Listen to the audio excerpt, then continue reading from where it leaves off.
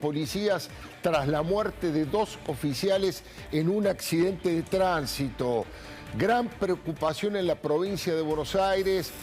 Por ahora no hay ningún tipo de declaración ni opinión del ministro Sergio Berni. Pero la muerte de 2 oficiales que chocaron contra un guardrail, cayeron a la calzada cuando iban en formación con otros agentes en moto en la Ruta 3 en La Matanza. Y eso derivó una fuerte protesta cuya magnitud podría aumentar de un momento a otro. Ahora, decenas de efectivos bonaerenses están acuartelados en la sede del grupo de patrulla motorizada de Ezeiza. Dicen los efectivos que los fallecidos estaban prácticamente sin dormir con una importante recarga de servicios en las 48 horas previas. Johnny, no me gusta recibirte con una noticia de este nivel, pero es sumamente preocupante, ¿no? Muy preocupante. ¿Cómo te va, Alfredo? Buenas noches. Hola, Pablito. ¿Cómo estás, Johnny? Diputado Iglesias, buenas noches, diputado.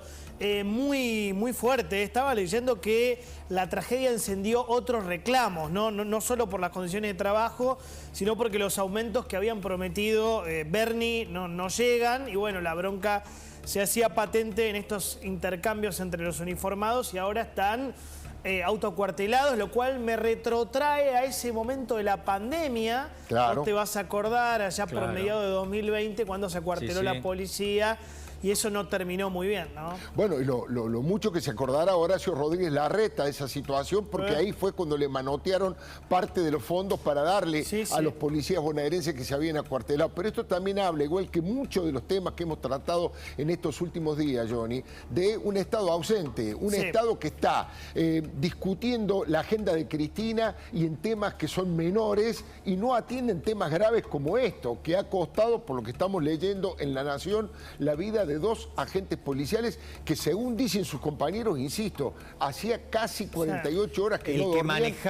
El que manejaba... Ramírez. Sí, gracias, Johnny. Ramírez había dormido, de acuerdo a según la crónica periodística, naturalmente, había dormido 2 horas en los últimos 2 días. Tremendo. 2 horas en los últimos 2 días tirado en un acampado. Estoy mirando la crónica de La Nación. Ramírez, que pilotaba la moto, tuvo un recargo de 24 horas previo a su servicio ordinario porque estuvo afectado a la prevención durante la peregrinación en Luján, y que al día siguiente a las 5 empezó su servicio ordinario de 48 horas.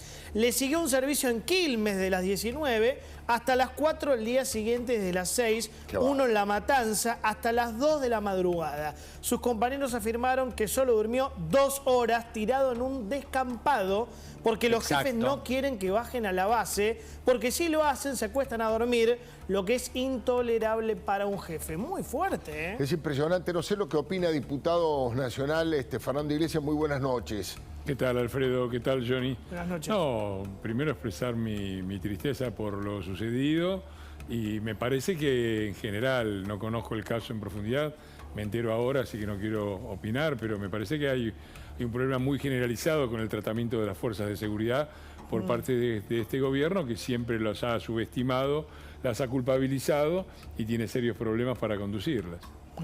Bueno, realmente preocupante, repetimos, han fallecido 2 policías producto de un accidente en moto, chocaron contra un guardrail y sus compañeros hablan de que eso fue producto de que no están descansando lo suficiente, que tienen una sobrecarga de servicio. Pero... 2 cosas que yo recuerdo. Primero, cuando se acuarteló la policía, no me acuerdo si fue en el 2013 o el 2014, que alguien me ayude, comenzó una serie de situaciones muy feas, ¿no? ¿Te acuerdas que se acuartelaron 13 o 14 policías provinciales? Sí. Y terminó con algunos saqueos en Tucumán, Cristina bailando con la hija Moria Kazán. Bueno, eso por un lado. Y después en el 2020, lo que te decía recién, se acuartela la policía de la provincia de Buenos Aires, no sabe Kicillof de dónde sacar la plata, entonces le empieza a pedir a Alberto, y Alberto dice, bueno, se me ocurre una idea. Tenían la Quinta de Olivos toda tomada por la policía, una situación que a mí no me gustó nada. No, peligrosísimo, horrible. Peligrosísimo. Estuvo mal eso. Entonces la oposición reacciona bien, digo, estoy haciendo memoria. La oposición va y casi como una cuestión de unidad nacional dice, no, no se puede acuartelar y rodear a la Quinta de Olivos porque eso nos trae otro... Bueno, ese día, yo me acuerdo que va Jorge Macri, mucha gente de Rodríguez Larreta, y le dicen, no, le voy a sacar a la ciudad 60.000 millones de pesos. Digo, que no se repitan esas Que situaciones. se tomó tan como una complejas. emboscada en aquel momento, ¿no? Bueno, y eso está judicializado, lo tiene Sí. la Corte Suprema de Y Justicia. ahí que hay todavía- otro dato, Johnny y Alfredo. Esa plata eventualmente podría volver a la ciudad de Buenos Aires. Sí, Y sí, entonces, sí, ¿con sí, qué le van a pagar a la policía? Si Kicillof no pudo manejar, entre comillas, tener contenta a la policía con esa montaña de dinero que recibió que no tenía previsto, si se la sacan, ¿qué va a hacer? Sí, totalmente. Tema preocupante, pero recién el diputado Fernando Iglesias se refería a una mirada generalizada sobre las fuerzas de seguridad, sobre las Fuerzas Armadas, de estigmatizar, de no custodiarlo, de no darle el valor que tienen para generar orden, para generar racionalidad en la convivencia. A propósito, aquí también hay bastante de eso porque nos vamos rápidamente a Villa Mascardi, a la ciudad de Bariloche, porque allí están nuestros compañeros Mónica Gutiérrez y Jan Libares cubriendo lo que está ocurriendo allí con los desalojos en Villa Mascardi. Vamos a ver, ahí están directamente en Bariloche. Mónica Gutiérrez, Jan Libares. Mónica, muy buenas noches. Contame un poquito lo último, más importante que has podido recoger allí en el terreno.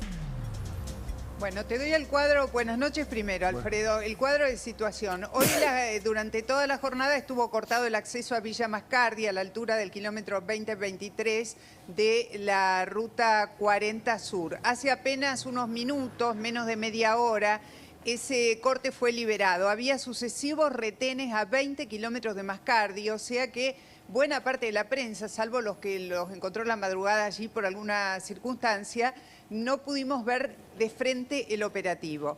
Lo que sí tenemos como información es que, en parte completamente ratificado, aunque dé un poquito de pudor decirlo, es lo que el ministro Aníbal Fernández dio a conocer ya avanzada la tarde, que se recuperaron las zonas usurpadas y que en el lugar se detuvieron. Y pongo detuvieron entre comillas porque no sé realmente la categoría de la situación. 5 mujeres o 7 mujeres, no recuerdo exactamente el número, una de las cuales estaba en avanzado estado de gravidez, y una cantidad de chicos, niños, adolescentes. Todos ellos fueron traídos inmediatamente a Bariloche, eso apenas pasado el mediodía. Y al principio se hablaba de que habían detenido 3 adultos varones, algunos decían 6. La realidad, hasta donde se sabe, yo esto lo tengo de fuentes más que confiables y directas, a última hora de la tarde no había ningún varón adulto detenido. Por esto quiero decir, sí, se escaparon por el lado de la montaña probablemente, o se fueron antes porque tenían información de que se venía un operativo. O sea, cuando llegaron los 200, se sabe que son de 200 a 250 efectivos de este comando unificado, en el que estaban, entre otros, bueno, Policía Federal, Prefectura, Gendarmería, todos trabajando muy equipados en la zona, teniendo los retenes y todo lo demás. Llegaron y, a ver, desalojar el lugar consistió en sacar de ahí a las mujeres y los niños, porque los varones no estaban. No sé qué opinás vos. Sí, no sé qué opinás vos, Johnny, Mónica. Ahora le vamos a preguntar al diputado Fernando Iglesias. Estuve por lo menos consultando con 2 especialistas en seguridad, que obviamente no pertenecen al gobierno, y cuentan que no han detenido absolutamente a nadie por 2 posibilidades. Como dice Mónica, les avisaron con tiempo para que puedan escaparse y no tener la papa caliente de tener que tener preso a esta gente, o se equivocaron a la hora del operativo, porque un operativo de esa característica, me contaba un especialista, se debe barrer desde la cima de los montes, 1.600, 1.700 metros. Bueno. Allí hay pasos pasos montañosos, perdón, que desembocan en el lago Gutiérrez. Ellos fueron desde la puerta de los terrenos usurpados hasta las casas, y por supuesto que ya no estaban. Claro, a ver, Alfredo, mira, acá está Alejandro Seguí, que es de Consenso Bariloche, ¿no? Esta organización que concentra a mucha gente de Bariloche, a distintas organizaciones, para pensar pacíficamente este tema. Él esta mañana nos comentaba eso, que depende cómo se hiciera el operativo, iba a ser el éxito. Si es así, ¿no? Exacto, y más con la experiencia. Buenas noches a Buenas todos. noches. Y más con la experiencia que ya hemos tenido en el otro operativo que se hizo en el anterior gobierno, el cual fracasó justamente por lo que Alfredo estaba comentando. por la mala estrategia en el ataque a toda la montaña. El tema es que lamentablemente esto ahora deja una incertidumbre muy grande en los vecinos de Mascardi. Tal es así que tienen una gran preocupación por lo que puede hacer los días posteriores al día de hoy.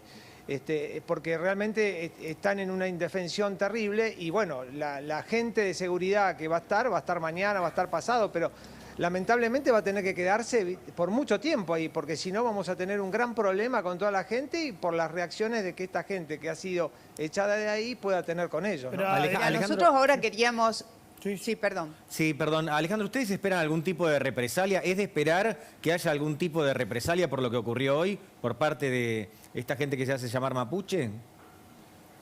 Bueno, ya ha habido amenazas, ya se ha llamado a muchas comunidades mapuches o pseudo mapuches de toda la provincia de Río Negro. El Parlamento mapuche también hizo declaraciones que iban a venir hacia Bariloche. Entonces, esa gente está totalmente desprotegida si esa fuerza de seguridad a partir de un día próximo abandonan el lugar. O sea que todo lo que se hizo ahora no va a valer de nada.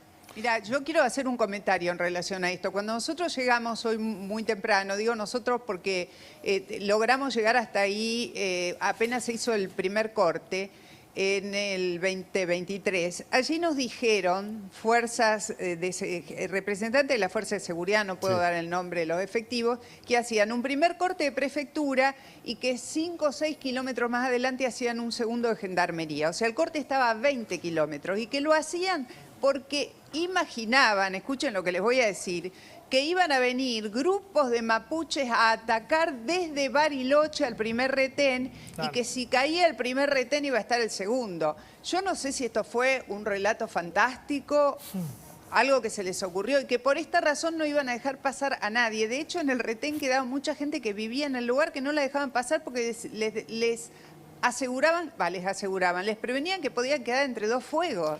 Sí. Este es el nivel con que se vivió la cosa hoy. La información que yo recogí, que luego de la denuncia que vos hiciste, que estaban perjudicando a la gente que vive ahí, que la hacían esperar horas y no la dejaban pasar, la información que disponemos acá, Mónica, es que gracias a tu denuncia que hiciste con Eduardo Feynman, el programa Aquí en La Nación Más, bueno, tomaron conciencia de la locura que estaban haciendo de castigar a los habitantes. No quiero que me digas el lugar exacto en donde estás, por cuestiones de seguridad, Mónica, pero decime si en el centro de Bariloche, en el centro cívico tan tradicional desde el punto de vista turístico, ¿hay riesgos para caminar por ahí? ¿Cómo está el clima para los ciudadanos?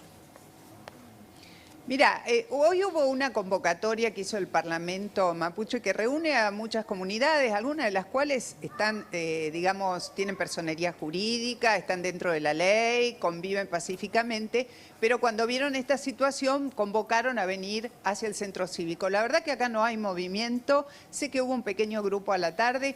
Coincide con que en este momento hay un festival de gastronomía en el centro cívico, está lleno de carpas, está lleno de gente que está paseando, hay como un concurso que vos elegís los platos, votás, una cosa que es muy típica de acá.